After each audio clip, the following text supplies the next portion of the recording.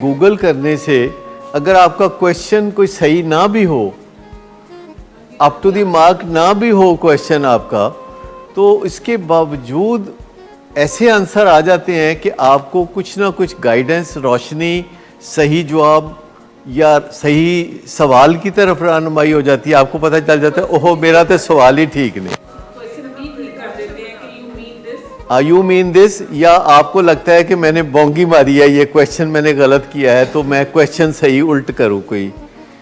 Somehow unexpected answer, जिन बातों के बारे में मेरा ख्याल होता है कि इस पे गूगल खामोश रहेगा, कुछ नहीं बताएगा, तो गूगल जो है वो बताता है और तसल्ली कराता है, और ऐसे तसल्ली कराता है कि आप हैरान रह जाते हैं कि इस लफ्ज़ का मतलब मैंने पूछ लिया है तो इसको कैसे पता था कि मैं पूछूंगा और इसके बाद इतना लंबा जवाब है।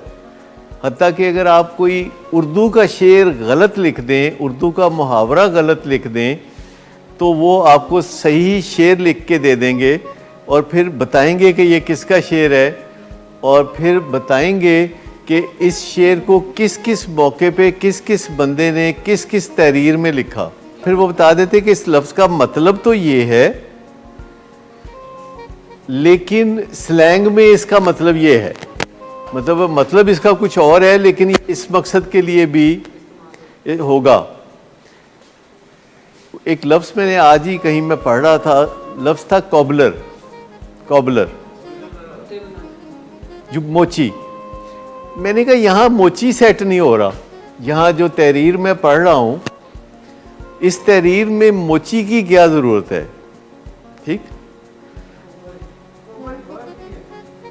वो लफ्ज़ यूँ था, मंजर ये था कि कोई बंदा जो है वो अपने बेडरूम में जाता है और वहाँ उसकी बेटी अपने बॉयफ्रेंड के पास होती है।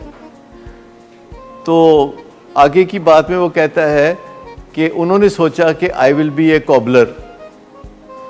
तो मैंने कहा इसमें कॉबलर वाली क्या बात है। तो मैंने जब गूगल पे सर्च किया तो उन्होंने लिखा कि ये स्लैंग के तौर पर कुटने को भी कहते हैं, मार कुट करने वाले को। क्योंकि जूते मारने को नहीं, मोची जो होता है वो कील ठोकता है या कुछ करता है, वो उन्होंने स्लैंग में वो बोला। लेकिन वो बंदा कहना ये चाह रहा था कि इन्होंने सोचा कि I will be A cobbler, जबकि मैंने बड़े आराम से बात की और उस लड़के को कहा कि तुम यहाँ से निकलो और बच्ची को कहा कि तुम रुक जाओ, क्योंकि वो कुछ अरसे से टफ़ लव मीटिंग्स में जा रहा था और टफ़ लव मीटिंग्स में उसने सीखा था कि बेइज्जती नहीं करनी या गाली गलोच नहीं करनी, उससे कोई मसला हल नहीं होता। और कुछ अरसे से, और ये इतनी फ़ायदेमंद चीज़ें होती हैं। मैंने चंद दिन पहले आपसे बात की थी कि अमेरिका में नॉर्थ कैरोलिना में कोई फैमिली पाकिस्तानी है जिनकी बच्ची का कोई किसी से ताल्लुक़ हो गया लड़के से, तो वो उसके साथ चली गई। वो बाइपोलर है, बीमार है बेचारी, और कोई उसका नजायज़ फ़ायदा उठा रहा था। और वालिदैन ये कर रहे थे कि वो जितने पैसे मांग रहे थे उसको भेज रहे थे, गाड़ी भी उसके पास थी, उसने कहा नया सेल फ़ोन भी दो, उन्होंने वो भी भेज दिया। और पुलिस उनकी कोई मदद नहीं कर रही थी। पुलिस कह रही थी कि 18 साल से लड़की की उम्र ज़्यादा है तो हम उसको कुछ नहीं कह सकते।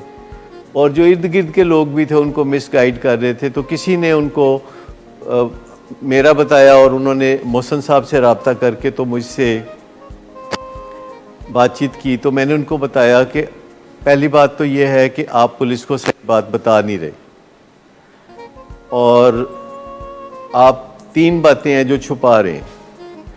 लड़की का जो पहला मैसेज आया था अपने वालिदैन के नाम, जब वो घर से चली गई है, तो पहला मैसेज आया था कि आई एम रेप्ड, और उसने वो मैसेज माँ ने डिलीट कर दिया था क्योंकि वो चाहती नहीं थी कि कोई और बंदा हो जिसको पता चले। आउट ऑफ शेम उसने वो डिलीट कर दिया था। दूसरी बात ये थी कि लड़की एक साइकेट्रिक हॉस्पिटल में 4 दिन रह चुकी थी और उसकी माँ ने दाखिल कराया था, और 4 दिन के बाद वालिद ने जाके छुट्टी कराई थी चंद साल पहले। और वालिद ने ये कह के छुट्टी कराई थी कि मेरी बीवी को अंग्रेज़ी नहीं आती, इसलिए वो आपको सही तरह इसका मसला समझा नहीं सकी, तो ये जो बातें इस बच्ची के बारे में बता के दाखिल उसने कराया है तो वो सही नहीं है, इसको छुट्टी करो। तो उसका रिकॉर्ड उस साइकेट्रिक फैसिलिटी में मौजूद था। तीसरी चीज़ थी कि वो 12 साल की उम्र से रिस्ट स्लैशिंग कर रही थी। तो मैंने कहा कि आप ये बातें 3 जाके पुलिस को बताएं, और मैसेज जो आपने डिलीट किया है उससे कोई फ़र्क नहीं पड़ता, आप एफिडेविट पे लिख दें कि ये मैसेज आया था, मैंने शेम से डिलीट कर दिया है, नंबर 1। नंबर 2, आप वहाँ की जो टेलीफोन कंपनी है उनसे कॉल रिकॉर्ड ले लें, या जिसमें मैसेजेस लिखे हुए सामने आ जाते हैं वो ले लें। क्योंकि वो बहुत परेशान थे, उनके घर में तूफ़ान मचा हुआ था, मियाँ बीवी की आपस में लड़ाई हो रही थी कि तुम्हारी वजह से ये हो रहा है और तुम्हारी वजह से ये हो रहा है। तो मैंने उनको बोला अच्छा, एक तो ये चीज़ कर लें कि आप किसी सियाने बंदे के साथ पुलिस के पास जाएं और पुलिस से जाके तो ये तीनों बातें कहें। तो उन्होंने बोला कि हमारे मुंह से ये 3 बातें नहीं निकल सकती।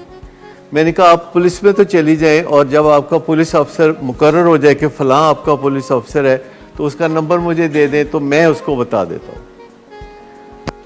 कहते ये चलें, ये ठीक है कि आप उसको ये बता दें। मैंने कहा कि पहला काम तो ये हो गया। दूसरा, मैंने कहा मैं आपको टफ लव ग्रुप ढूंढ के देता हूँ नॉर्थ कैरोलिना में, और वो टफ लव ग्रुप आपकी मदद करेगा। वो उन वालदैन का ग्रुप है जिनके बच्चे ऐसी हरकतें करते रहते हैं या करते रहे हैं। और उस वक्त मुझे पता भी नहीं था कि क्या नॉर्थ कैरोलिना में वो टफ लव ग्रुप में ढूंढ पाऊँगा कि नहीं ढूंढ पाऊँगा, क्योंकि अमेरिका बहुत बड़ा है और किसी जगह कोई ग्रुप नहीं भी होता। लेकिन मैं उनको कह बैठा, और उसके बाद अल्लाह ने लाज रखी, मैं गूगल पे जाके मैंने लिखा कि tough love group north Carolina, तो विद इन ए सेकेंड जवाब आ गया। और जो उसके अंदर करता धरता थे उस ग्रुप के, उसमें खातून थी, कुछ और लोग थे, और वो नॉर्थ कैरोलिना यूनिवर्सिटी के अंदर उनकी मीटिंग्स होती थी। और उनको उनका पता दिया, वो जाके उनको मिले और पुलिस अफसर के पास गए। फिर पुलिस अफसर से मैंने बात की, और फौरी तौर पर लड़की को वो उस लड़के की कस्टडी से ले के साइकेट्रिक फैसिलिटी में उन्होंने वापस वहाँ दाखिल कराया। और टफ लव ग्रुप वाले जो हैं इतने एक्टिव हो गए कि उन्होंने बतौर ख़ास पाकिस्तान मुझे फ़ोन करके मेरा शुक्रिया अदा किया कि आपने एक अमेरिकन को, जो ओरिजिनली पाकिस्तानी है, उसकी लाइफ सेव करने में आपने मदद की, और हम आपको प्रोग्रेस रिपोर्ट भेजते रहेंगे और बताते रहेंगे कि उस लड़की के वालिदैन की हमने यानी क्या मदद की है। Good afternoon sir. Good afternoon. Sir, एक क्लाइंट बहुत देर से आपका इंतज़ार कर रहे हैं। क्या? तुम्हें किसने कहा था अपॉइंटमेंट देने को? सर, कल शाम आप ही नहीं तो कहा था। झूठ बोलती हो तुम। मैंने तुम्हें कब कहा था? तुम सब झूठ बोलते हो मुझसे। शराब नोशी की वजह किरदार की खराबी नहीं, मूड की खराबी है। शराब नोशी कभी भी नशे की बीमारी में बदल सकती है। नशे की बीमारी हर स्टेज पर काबिल इलाज है। मदद हासिल कीजिए, क्योंकि वो ऐसा नहीं करेगा। विलिंग वेज से मदद हासिल कीजिए, कहीं से भी मदद हासिल कीजिए, लेकिन फौरी मदद हासिल कीजिए। जिस मुआवजे के इंतजार में आपने बहुत देर कर दी, अब वो दस्तक दे रहा है। मदद हासिल कीजिए, मदद हासिल कीजिए, मदद हासिल कीजिए।